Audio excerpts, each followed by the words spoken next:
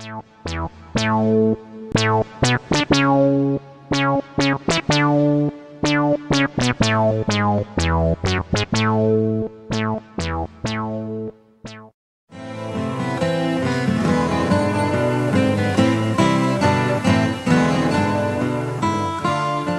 হয় ওই শয়তান লালু এ বাড়িতে থাকবে, না হয় আমি থাকবো।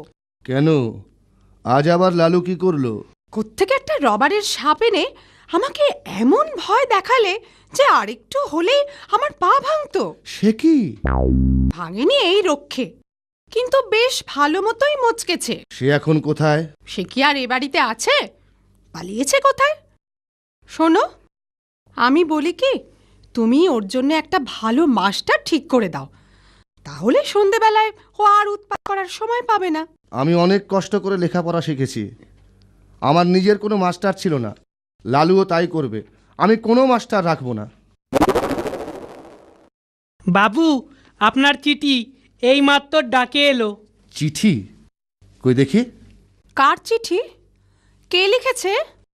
শুনছো, তোমার গুরুদেব আসছেন। গ্রহণ উপলক্ষে উনি কাশিতে এসেছেন, সেখান থেকে ফেরবার পথে এখানে এসে আশীর্বাদ করে যাবেন সবাইকে। গুরুদেব আসছেন এখানে? ঠাকুর এতদিনে মুখ তুলে চাইলে গুরুদেবের পায়ের ধুলো পড়বে এই বাড়িতে, পবিত্র হয়ে যাবে এই বাড়িটা। আচ্ছা, গ্রহণের তো আর বেশি দিন বাকি নেই গো। উমা, সব গোছগাছ করতে হবে তো। কি করব? গুরুদেব আসছেন, সময় তো কম। কই রে, কোথায় গেলি সব? তোদের হলো? একটু তাড়াতাড়ি হাত চালা বাবা, গুরুদেবের আসার সময় হয়ে গেল যে। লালু তো ওনাকে আনতে চলে গেল। ঠাকুরমশাই, বাবু পাঠালেন আপনাকে নিয়ে যাওয়ার জন্য। গরুর গাড়ি তো পাওয়া গেল না, কষ্ট করে আপনাকে একটু হেঁটেই যেতে হবে। চলুন। সে কি বাবা, এতটা পথ পায়ে হেঁটে যাব? উপায় কি বলুন, গাড়ি তো পেলাম না। আর খুব একটা দূরও তো নয়, এই পশ্চিমের পথ ধরে গেলে বেশি সময় লাগবে না। পশ্চিম কেন?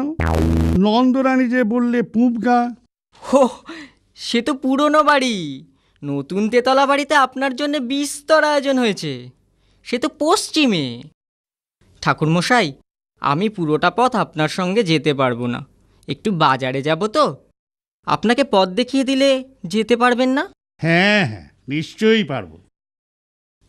ওই পথ ধরে সোজা এক কোষ হেঁটে গেলেই নতুন বাড়ি পেয়ে যাবেন।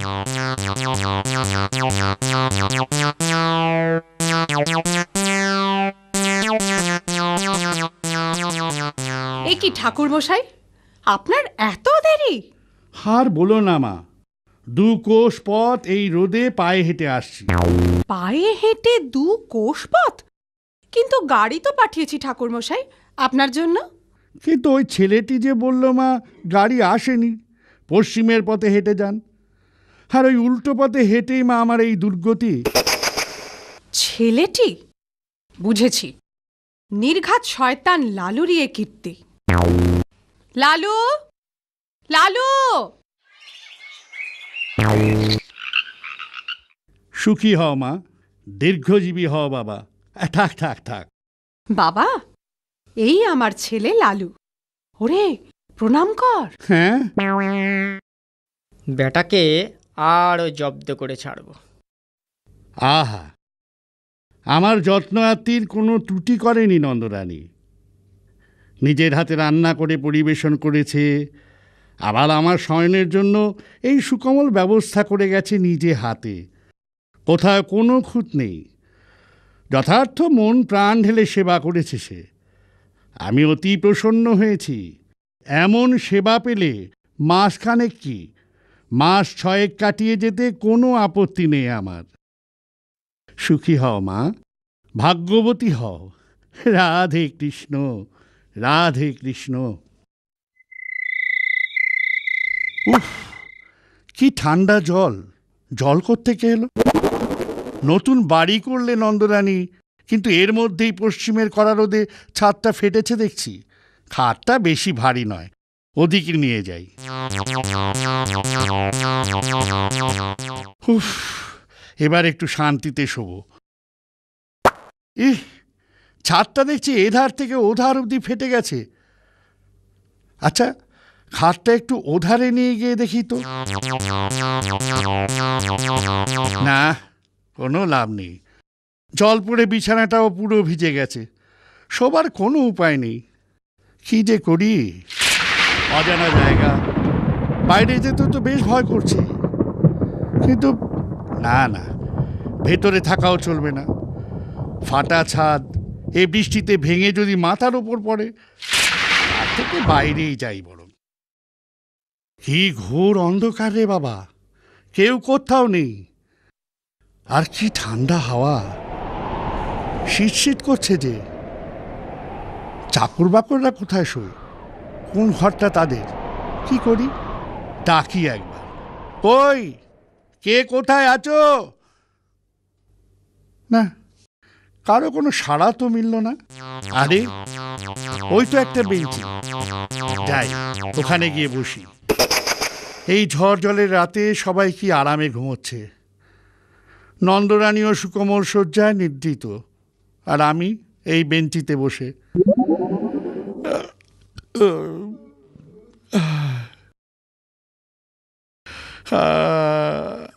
উফ, এ কি নতুন উপদ্রব! একে তো রাতে ঘুম নেই, তার উপরে এই মশার জ্বালা। ওরে বাবা, এ কি মশারে! এই বাহিনীকে উপেক্ষা করবে এ বিশ্বে এমন বীর পুরুষ কেউ নেই।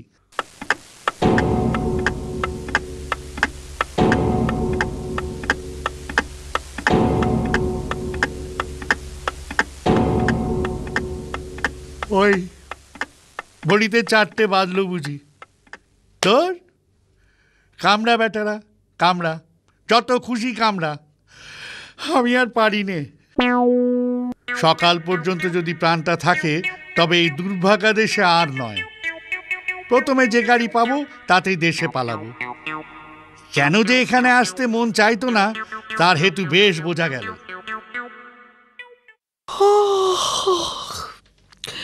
হরি বাবা, উঠি গে।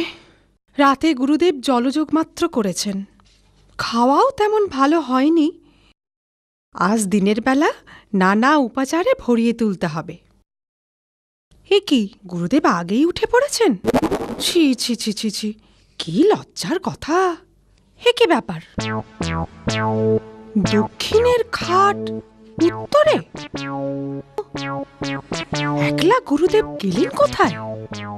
ওরে ভজা, ভজা, রামু, ও রামু, দেখেছ এখনো সব পড়ে পড়ে ঘুমোচ্ছে। আরে গুরুদেব গেলেন কোথায়? আরে এ কি, ওটা কি? ওই কোণে কে যেন বসে না? গুরুদেব! ঠাকুরমশাই, ঠাকুরমশাই, ঠাকুরমশাই, ঠাকুরমশাই, আপনি এখানে কেন? নতুন বাড়ি করেছ মা, কিন্তু ছাদ যে আর আস্ত নেই। সারা রাতের বৃষ্টি বাদল বাইরে তো আর পড়েনি, পড়েছে আমার গায়ের ওপর। কেন বাবা? খাট টেনে যেখানেই নিয়ে যাই, সেখানেই পড়ে জল। পাছে ছাদ ভেঙে মাথায় পড়ে, পালিয়ে এলাম বাইরে। কিন্তু তাতেই কি আর রক্ষে আছে রে মা? পঙ্গপালের মতো ডাঁশ ডাঁশ মশা ঝাঁকে ঝাঁকে সমস্ত রাত্রি যেন ছুবলে খেয়েছে। এধার থেকে ছুটে ওধারে যাই, আবার ওধার থেকে ছুটে এধারে আসি। গায়ের অর্ধেক রক্ত বুঝি আর নেই রে মা। কিন্তু বাবা, বাড়িটা যে তেতলা, আর আপনার ঘরের ওপর আরো 2টো ঘর আছে। বৃষ্টির জল 3-3টে ছাদ ফুঁড়ে নামবে কি করে? এই নিশ্চয়ই ওই লালুর কোনো শয়তানি বুদ্ধি। বিছানা ভিজে, জল পড়ছে কোত্থেকে? এ কি, এই যে কাপড়ে বাঁধা 1 চাঙড় বরফ, সবটা গলেনি, এখনো 1 টুকরো বাকি আছে। হারামজাদা লেলো, লেলো, লেলো, কোথায় লেলো? কাজকর্ম চুলোয় যাক, ওই বচ্চাটাকে যেখানে পাবি মারতে মারতে ধরে নিয়ে আয়। কেন? কি করলে সে? বিনা দোষে গুরুদেবের কি অবস্থা করেছে সে, দেখো দেখো গে। মশারিতে বরফ বেঁধে কি হেনস্থাটাই না করেছে গুরুদেবের। এ দোষী ছেলেকে নিয়ে ঘর করব কি করে তুমিই বলো? ওহো, এতক্ষণে বোঝা গেল। এ আমারই বোকামি মা। ছেলে তোমার দস্যি বটে, তবে ভারী বুদ্ধিমান। কি হয়রানিটাই না করেছে। লালুবাবু বাড়িতে কোথাও নেই মা, মাসিমার বাড়িতে বসে খাবার খাচ্ছে দেখে এলুম। আর দিন 15 ওই বাড়ির ত্রিসীমানায় যাচ্ছি নে।